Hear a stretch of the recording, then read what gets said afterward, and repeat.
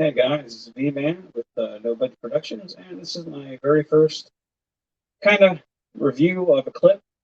Uh, it's forgive the kind of ghetto-ness of my setup. It's not the greatest setup I have, but it's what I have to work with. So, uh, eh. But the first thing I wanted to go over is my thoughts on Robin. Uh, very first time we have it in live action in the movie form, uh, played by Chris O'Donnell.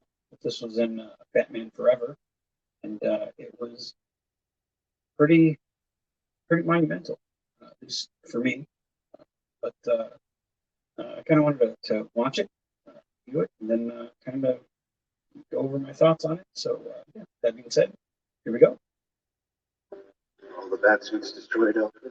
All except the prototype with the thermal modifications you invented, but you haven't tested it yet. That's a good night.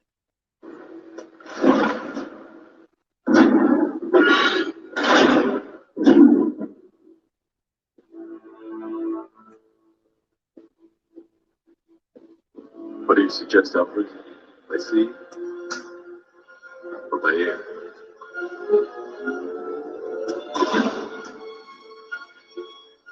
Why not both?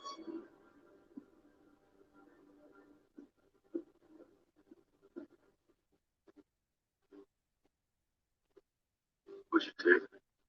I took the liberty, sir.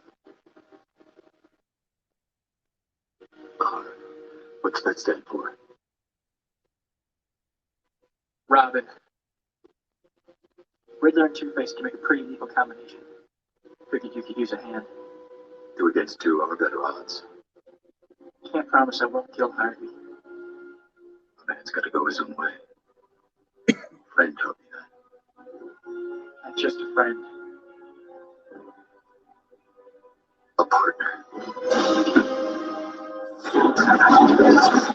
So the thing that I really like about that scene, and I'll go more into because it's as you can see we got a few more minutes left into it, but the thing that I really like about that scene was the simplicity of them becoming partners. The whole movie they kind of had the friction between Dick Grayson and Bruce Wayne. Him not wanting Dick Grayson to come on that journey with him, and then kind of accepting him at the end. Realizing that he needs the help. Um, the outstretched hand, and then them finally shaking and becoming partners. It you couldn't do that film now. It would seem kind of hokey considering that you have training or captured, which is kind of the as you'll see upcoming. Robin gets captured, which is something we're Robin synonymous with. But in nowadays, you have training, you have all these questions that are brought up. Just one of the things that they brought up Spider-Man in Civil War, I think it was. Like somebody you brought in a kid. you know. But here, this was a great moment for me, at least, uh, as a 15-year-old kid. Watching this movie. I'd always liked Robin growing up. I kind of related to, hey man, this is a this is a kid just like me. He doesn't have to wait to grow up to be a hero. He already is. He doesn't have to wait to become. He doesn't have to grow up to be Batman. He's a hero now. Even though here, like Chris O'Donnell is obviously not, a 12-year-old kid. He's a 18-year-old kid. I think. In the movie, I was kind of when we were watching it, I was kind of like, I think he really needs to be adopted by Bruce Wayne. But I think just the symbolism of the outstretched hand of friendship, and then Bruce accepted it. I think that was a lot for character, especially considering that this was supposed to be in the same continuity, at least at the time of the Tim Burton films. Even if they don't now, even if they choose now to kind of retcon for Batman, as another splash. At the time, we all accepted it as this is a sequel to the Tim Burton films. So, given the fact that this was supposed to be a sequel to that, darkness and whatnot, he's finally taken a partner. The symbolism there was great. So I I really appreciated the fact that they made the costume really close to his, Batman's aside. Um, but the full green on the arms, the black gloves, full red breast of Robin. I mean, they made it kind of metallic in tone, which kind of suited this neon Gotham City. But they made it a very adult Robin costume, which kind of fit Chris O'Donnell's age. So I really enjoyed what they brought to the costume, the character, because I don't feel in the '90s, at least you could have had a 12-year-old fighting crime alongside that. Now, I mean, this is of course before the kick-ass movies were out. You could kind of believe that a young person could be out there kicking ass. Um, this was they had to make it believable for the film, and I felt they did a really good job overall. So let's continue with the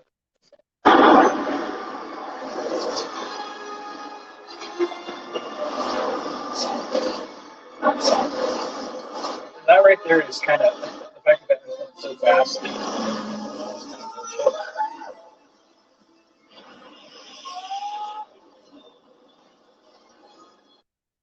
The fact that Batman's going so fast that he doesn't hit the walls is kind of bullshit, and the fact that Robin can automatically drive the Batboat. How basic is this Batboat? Um, you know, uh, to me, there's a lot of suspension of disbelief, but the movie I felt was really good. Just to get to the point, let's get going. But when you start to think about the movie, you're like, wait a second. So,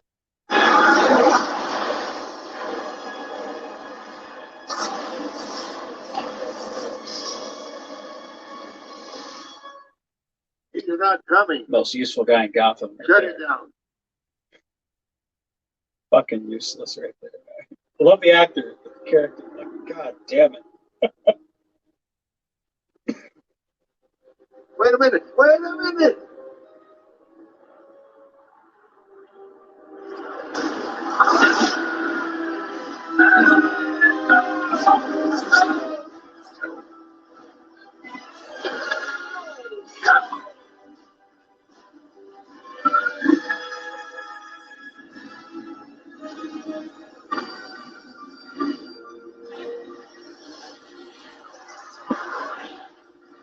That's a cool moment. That is a cool moment. Batboat and Batwing. Not a fan of that Batwing. A14.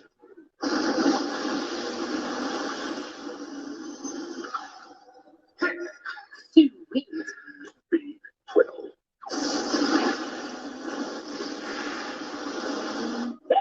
And my favorite vitamin, I might add.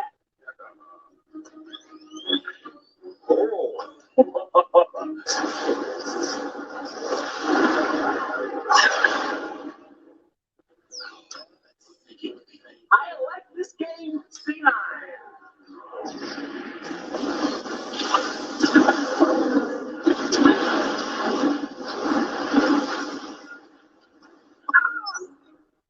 You stole my battleship!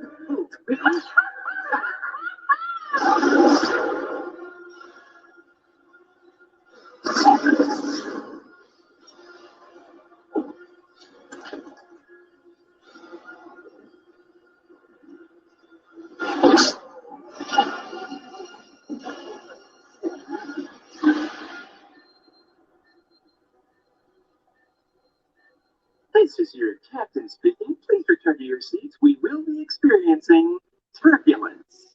I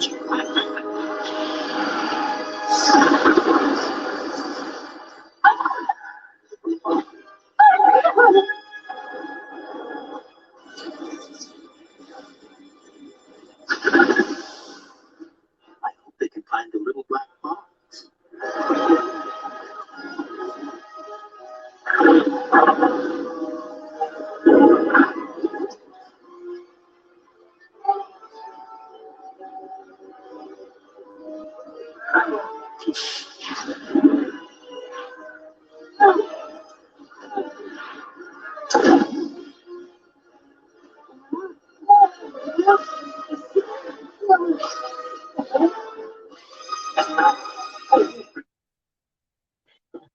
eating eggs made from plants to stand by a new vegan man to join him in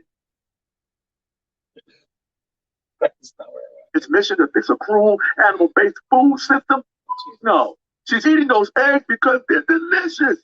And I mean, this dude, just eggs, really good eggs. Yeah, what plays out. So, so my thoughts. Again, I apologize for the ghettoness in my setup. It's I have to, I work with what I have to work. So, so the first off, fuck Tommy Lee Jones' Two Face. It was, I loved him in The Client. I thought it was great. He was great in the film. He was terrible in this.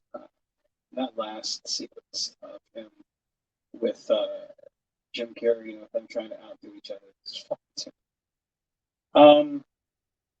That being said, uh, the fact that I love the fact of how Robin got there, the fight between him and Batman. Everything they did with Robin in this regard, I wasn't really a fan of. I wish this clip had gone on to show him, actually fighting Two Face on top of the rock thing, like once it lifted up. Because I think that was a really good part where he finally came to peace with, I don't have to, I don't want to kill you. Basically, gives him his hand, lifts him off the side. Because he's like, this is for my mother, this is for my father, this is for my brother, this is for me. Two Face goes off the side.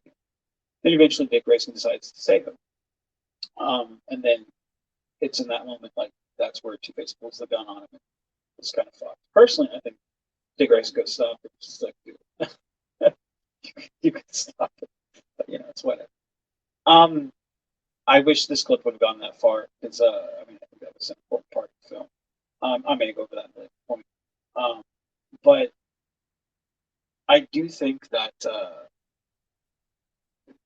they could have done more with the partnership of this film. I do understand the fact that you had Batman, had to choose between do you want Bruce Wayne to be happy or do you want Batman to be happy? But I do feel like if you built this whole film up to have a partnership kind of didn't really do much. It's kind of a letdown, especially considering what we got in the next film. But like I said, everything in this scene of him becoming partners with Batman, I felt was great. But there was there were so many nods to the reward Robin, from the handshake, in the Batcave, when they shook hands. That was such a throwback to the handshake of the Batman TV show where Batman and Robin shake hands. They did that in the comics several times and they became partners. Like it was such a great moment. The Holy Rusted Metal Batman that Robin does in this film, such a, again, throwback to the 1966. They had so many Easter eggs for fans, but again, I feel like it was kind of a letdown as a fan back in '95. I was kind of let down, but I was excited to finally get Robin, but I was let down. But as for that moment when Robin walks down the stairs, I was so excited about that moment, just to finally be getting Robin. Because anything that had any magazine article at the time that had Robin on it, I bought it because I was a fan. I can't believe we get Robin. I'm fucking excited. And to finally see him walk down those stairs for the first time in suit and costume, why not both? It was just like, man, Batman's not alone. Finally, this is cool. So, anyway, that was just my thoughts. Well, let me know what you think. What did you think of Robin finally coming into the big screen? Was it worth was it worth the wait? Do you think Batman even needed Robin? What do you think? Did Chris O'Donnell do a good job as Robin? Or I'm one of the few people that I had no problem with it. I thought it was great for what they were doing.